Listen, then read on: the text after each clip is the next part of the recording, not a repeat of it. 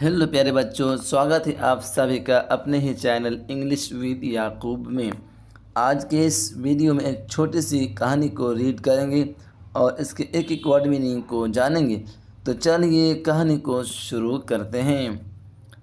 The hare and the टोरटाइज।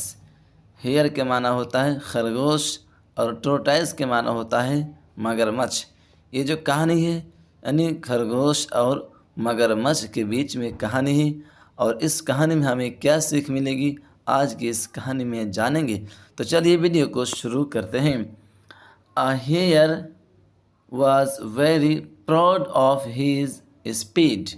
A hare was very proud. Very के माना होता है बहुत और proud के माना होता है घमंड। Of his speed. Speed के माना होता है रफ्तार, ताकत भी कह सकते हैं, तेज़ रफ्तार।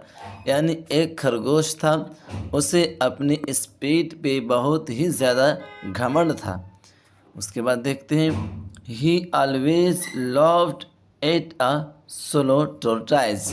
यानी स्लो टोरटाइज यानी मगरमच्छ धीरे धीरे चलता है इसलिए कहा slow टोरटाइज।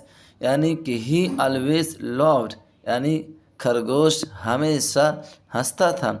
Eight a slow tortoise यानी मगरमच्छ की तेज़ रफ्तार नहीं बल्कि उसकी धीरे रफ्तार पर हमेशा खरगोश हंसता था। आगे देखिए वन डे एक दिन की बात है। द टोरटाइज चैलेंज्ड यानी मगरमच्छ जब देखा कि उस पर बहुत ज़्यादा हंसा जा रहा है तो क्या करता है, वो खरगोश से चैलेंज करता है कि द टोरटाइज चैलेंज यानी मगरमच्छ ने चैलेंज किया हिम यानी किससे, खरगोश से, टू अ रेस। किस चीज़ के मुतालिक, किस चीज़ के बारे में, यानी रेस के बारे में, यानी दौड़ने के रेस के बारे में क्या किया, उससे चैलेंज कर दिया। आगे देखिए the hare accepted with confidence यानी खरगोश पहले ही उस पर बहुत ज़्यादा हंसता था और वो सोच रही है कि हमसे जीत पाएगा, इसलिए क्या करता है बहुत ही जल्दी एक्सेप्टेड वो कबूल करता है विद कॉन्फिडेंस यानी बिल्कुल एतमाद के साथ कि मैं तो पक्का जीत जाऊंगा। इस तरीके से बहुत ही जल्द क्या करता है, मगरमच्छ की बातों को मान लेता है। आगे देखिए ड्यूरिंग द रेस यानी रेस के दरमियान यानी दौड़ने के दरमियान क्या होता है, the hare ran very fast यानी जब रेस शुरू होता है, जब दौड़ शुरू होता है तो खरगोश बहुत ही जल्द भाग के बहुत दूर तक चला जाता है। And then rested under a tree. Under a tree मतलब होता है एक दरख्त के नीचे और रेस्टेड मतलब होता है आराम। खरगोश बहुत तेज़ी से दौड़ना शुरू करता है और चलता है और फिर जाकर एक दरख्त के नीचे वो आराम करने लगता है। आगे देखिए ही सून फेल एस्लीप और जो ही खरगोश उस दरख्त के नीचे सोता है, आराम करता है, उससे बहुत जल्द नींद आ जाती है कि ही सून फेल एस्लीप, उसे बहुत जल्द नींद आ जाती है। आगे देखिए द टोरटाइज केप्ट वॉकिंग यानी मगरमच्छ क्या किया, वो चलता रहा। वो केप्ट वॉकिंग मतलब वो चलता रहा, वो कहीं पर रुका नहीं, आराम नहीं किया। विदाउट स्टॉपिंग यानी बगैर किसी रुक के, यानी कहीं पर वो आराम नहीं किया बल्कि जो चलना शुरू किया था वो चलता बना।